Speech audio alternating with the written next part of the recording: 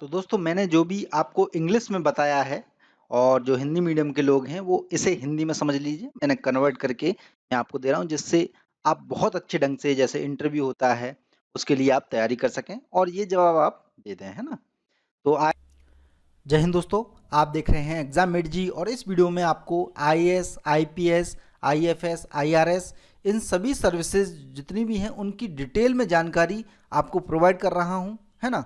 और ये सरकार द्वारा निकाली गई जानकारी है, सरकार के जो राजपत्र होते हैं उनके अंदर निकाली गई जानकारी है जिसको आपको जानना बहुत ज़रूरी है क्योंकि इससे आपको सैलरीज वगैरह कितनी मिलती हैं ये सारी इन्फॉर्मेशन और रियल में इसके कार्य होते क्या हैं, एक आईएएस ऑफिसर के वास्तविक कार्य होते क्या है लिखित रूप से। ठीक है, तो यहाँ पर आपको सारी डिटेल आपको मिल जाएगी। ठीक है, इसका मैंने हिंदी में भी कन्वर्ट किया है, थोड़ी देर में हिंदी में बताऊंगा। ठीक है, कैसे ट्रेनिंग होती है, एलोकेशन कैडर कैसे होता है, फंक्शन ऑफ आईएएस ऑफिसर, ये जरूर देख लीजिएगा।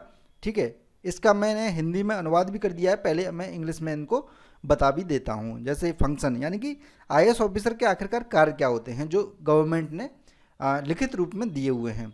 तो IAS officer is responsible for maintenance of law and order, revenue administration and general administration in the area under him. ठीक है, हिज फंक्शंस बोल्डली इंक्लूडेड। तो पहला जो है वो है collection of revenue and function as court in revenue matters. इन सबका हिंदी में अनुवाद मैं आने वाले थोड़ी देर में कर दूंगा, थोड़ी देर में मैंने कर दिया है हिंदी मीडियम वालों के लिए। सेकंड है maintenance of law and order, वैसे नॉर्मली इतना समझ में आ रहा होगा आपको। तीसरा function as executive magistrate. Next है function as chief development officer, COD जिसे बोला जाता है, CDO sorry, district development commissioner. Next है supervision of implementation of policies of state government and central government to travel to place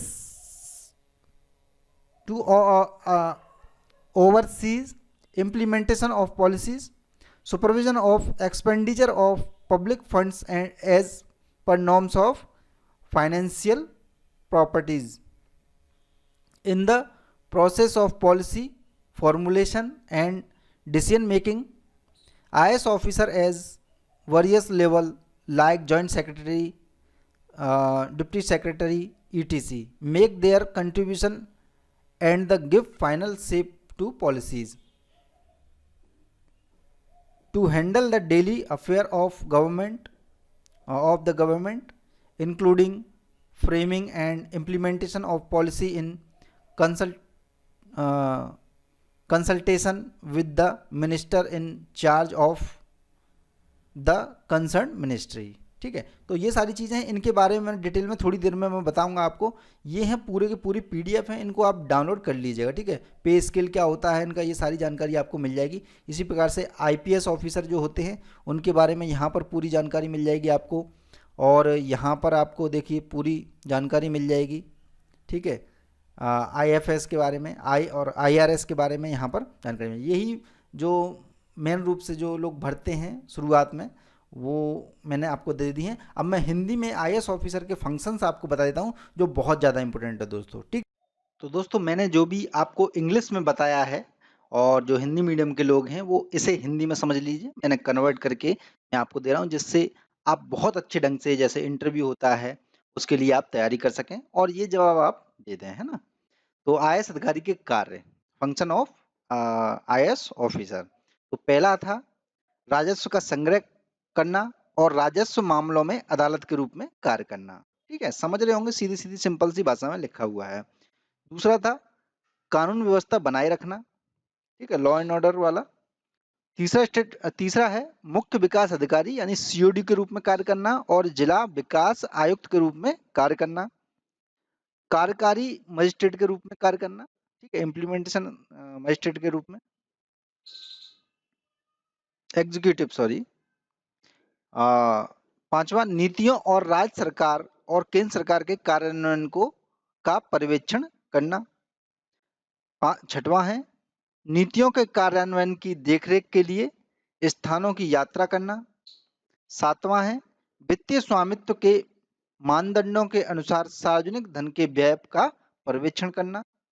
8वां है नीति निर्माण और निर्णय लेने की प्रक्रिया में संयुक्त सचिव, उप सचिव आदि जैसे विभिन्न पद स्तरों पर आईएएस अधिकारी अपना योगदान देते हैं और नीतियों का को अंतिम रूप देते हैं, यही बनाते हैं नीतियां।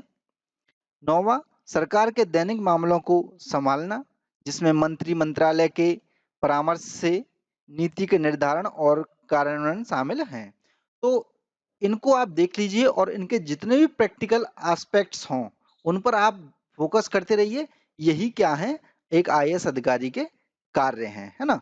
तो इस वीडियो को मैं यहीं पर विराम देता हूँ। वीडियो को लाइक और शेयर जरूर कर दीजिएगा, है ना, जिससे दूसरे लोगों तक भी इन्फॉर्मेशन पहुंचे और आप जो है कम से कम जागरूक हो सकें कि वास्तव में आईएएस अधिकारी के कार्य रियल में हैं क्या, जो आपको बताने हैं, जिन्हें आपको जानकारी होनी चाहिए, टू द पॉइंट, जो कि सरकार खुद अपने यहाँ पर बताती है। ठीक है, और जो भी ये मैंने आपको पीडीएफ दी है वो डिस्क्रिप्शन कमेंट बॉक्स में मिल जाएंगे आपको, वहां से जाके उन्हें डाउनलोड कर लीजिए और उन सभी के बारे में आप अच्छे ढंग से पढ़ लीजिए, इंग्लिश में भी जान लीजिए, हिंदी में भी आप कन्वर्ट कर लीजिएगा। जय हिंद, जय भारत, धन्यवाद।